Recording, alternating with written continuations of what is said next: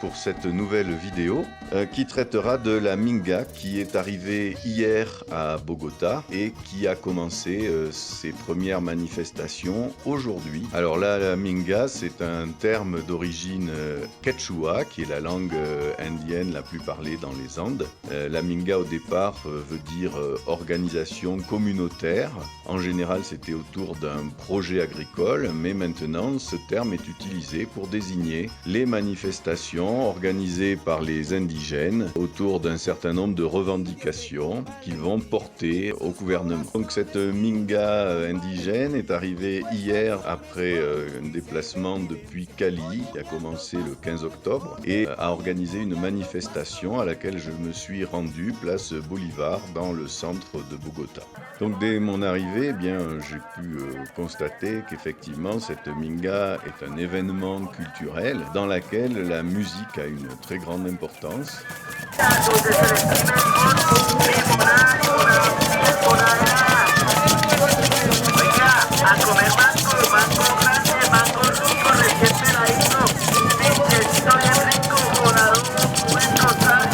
Ici, on peut voir les membres de la Guardia Indígena, la garde indigène, qui est une organisation qui est composée d'enfants, de femmes, d'hommes, des autorités spirituelles et culturelles, et qui tend à défendre la culture, la vie, le territoire et l'autonomie. Alors, il faut savoir qu'en Colombie, la Constitution donne des territoires qui sont sous l'autorité des indigènes, un petit peu avec une certaine autonomie et une certaine indépendance au niveau des lois. C'est d'ailleurs une des constitutions les plus avancées au monde dans la reconnaissance des minorités.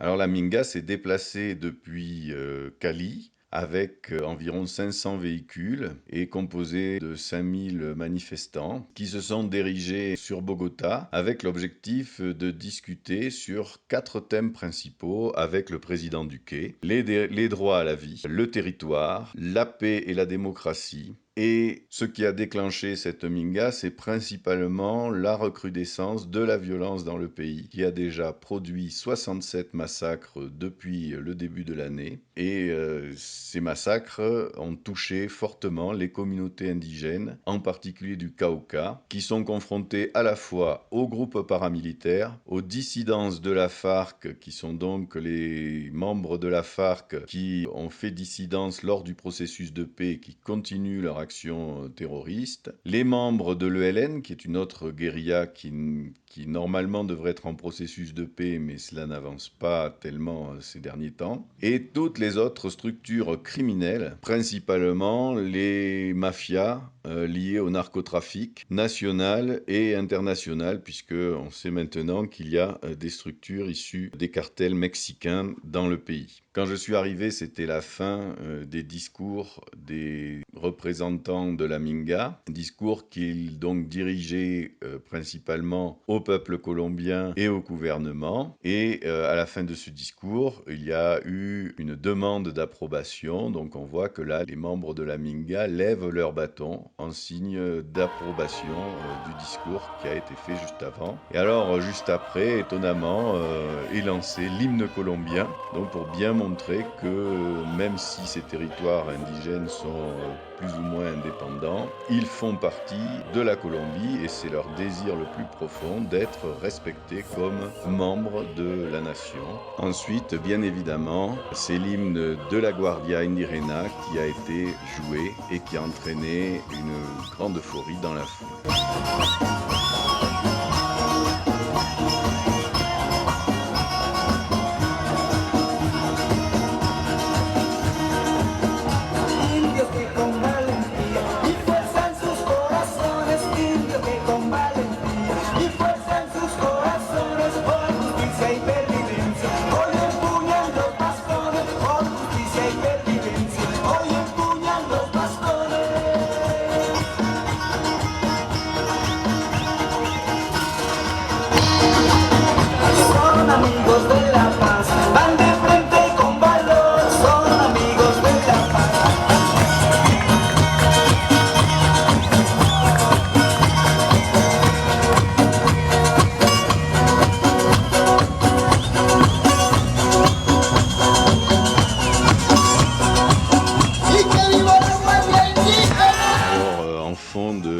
manifestation, cet édifice est symbolique, c'est le palais de justice, place Bolivar, qui est symbolique d'une grande violence. Il a été détruit une première fois par le Bogotazo, une grande révolte qui a eu lieu en 1948, et il a été détruit une seconde fois en 1985 lors de la prise du palais de justice par la guérilla du M19, durant laquelle l'armée a attaqué le palais de justice et l'a complètement détruit. Et maintenant, vous voyez une manifestation pacifique qui montre que la Colombie va quand même dans le bon chemin. Hélas, pour l'instant, le gouvernement est plutôt réticent à entamer un dialogue avec la Minga. Les manifestants ont été accueillis cependant par la mairesse de Bogota qui est dans l'opposition au gouvernement. Donc ça a généré aussi une tension entre le gouvernement et la mairie de Bogota. Le Centre démocratique a essayé de faire interdire la Minga sous prétexte de raisons sanitaires à cause du Covid. Donc nous sommes un petit peu dans une impasse au niveau des revendications de cette Minga. Ici, un groupe ethnique différent qui profite de la Minga pour exprimer, là encore, avec sa propre musique et sa propre danse, son existence. Ce sont évidemment les Afro-Colombiens.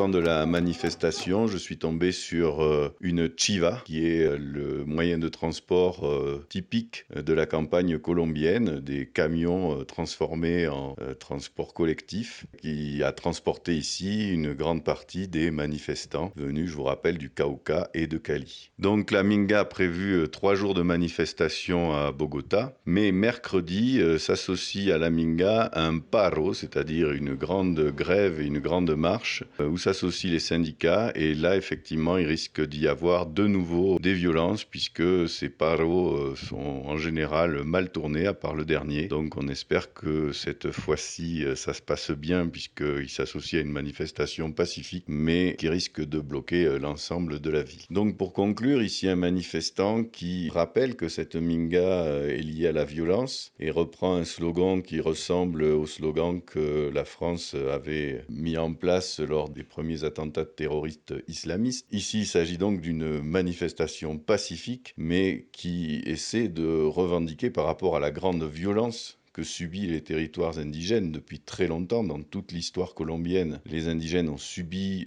une grande violence et cela continue. Donc pour l'instant, il y a peu d'espoir que le gouvernement soit à l'écoute des discussions qu'ils veulent entamer autour de cette violence. Mais on espère quand même que la situation va se débloquer rapidement et qu'ils vont faire un petit geste envers ces indigènes à qui à chaque fois ils promettent un certain nombre d'actions, de règlements des problèmes, mais qui à chaque fois ne se font pas. Et c'est ça qui est principalement à l'origine de la Minga, c'est le manque de responsabilité du gouvernement par rapport aux accords passés. Donc on espère quand même que la situation va se débloquer rapidement.